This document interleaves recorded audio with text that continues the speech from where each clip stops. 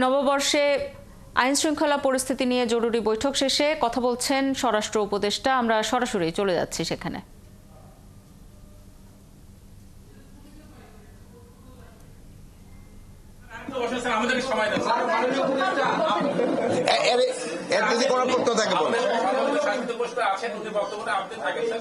বলেন কি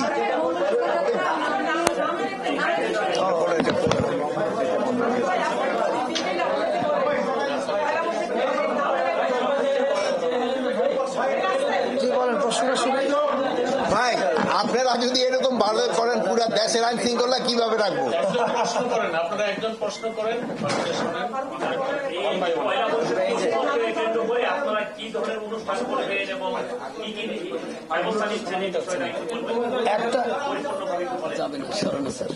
আচ্ছা, একটা প্রশ্ন, এই সব প্রশ্ন উত্তর এক কথা হয়ে যাবে।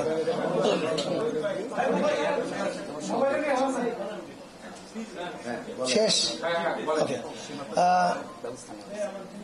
চৈত্র সংক্রান্তি এবং নববর্ষ উপলক্ষে ঢাকা এবং সারা দেশ জুড়ে বাঙালি এবং অন্যান্য জাতিগোষ্ঠীর কি কি অনুষ্ঠান হচ্ছে এর হাইলাইটস গুলো নিয়ে আমরা আগামীকাল একটা প্রেস কনফারেন্স হবে, যেখানে আমি থাকবো, আমাদের এলজিআরডি অ্যাডভাইজার আসিফ মাহমুদ সজীব ভুঁইয়া থাকবেন এবং সুপ্রদীপ চাকমা দাদা থাকবেন। এটা হবে প্রধান উপদেষ্টার প্রেস উইং থেকে আপনাদেরকে জানানো হবে প্রেস কনফারেন্সটা কালকে কয়টায় হবে, কোথায় হবে।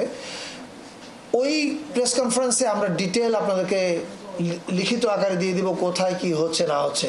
তাহলে আমি মনে করি আজকে উত্তর না দিয়ে আপনারা একটা দিন অপেক্ষা করেন, কালকে একদম ডিটেল জানতে পারবেন। জানার বিষয় সেটা হচ্ছে আপনি বলছেন চৈত্র সংক্রান্ত এবং নববর্ষ উপলক্ষে নানাভাবে কথা আসছে যে কি বলে মঙ্গল শোভাযাত্রার বিষয়টা প্রশ্নটা আসছে। আমরা আপনাদের মুখ থেকে মঙ্গল শোভাযাত্রার কথাটা আসছে না কেন? এর আগে গভর্নমেন্ট তাই করেছে, বিষয়টা একটু যদি পরিষ্কার করে বলেন। আসলে আমরা কিভাবে পালন করছি, আমরা অনুষ্ঠানটা কিভাবে পালন করছি, কি নাম দিয়ে পালন করছি? আচ্ছা, এখন আমি উত্তর দিচ্ছি, কিন্তু এই ফাঁকে আমি আমার একটা কথা বলি, এটাকে আপনারা ছাপেন দয়া করে। যেমন এর আগের দিন সিনেট ভবনে মিটিং এর পরে আপনারা আমার ইন্টারভিউ নিয়েছেন এবং আমার মুখে আপনারা কোটেশন বানিয়ে ডিজিটাল কার্ড দিয়েছেন যে নাম মঙ্গল শোভাযাত্রায় থাকছে। আপনাদের ভিডিও থেকে কোথাও আছে আমি এই কথাটা বলেছি, কিন্তু আপনারা তো ডিজিটাল কার্ড বানিয়ে ছেড়েছেন। সো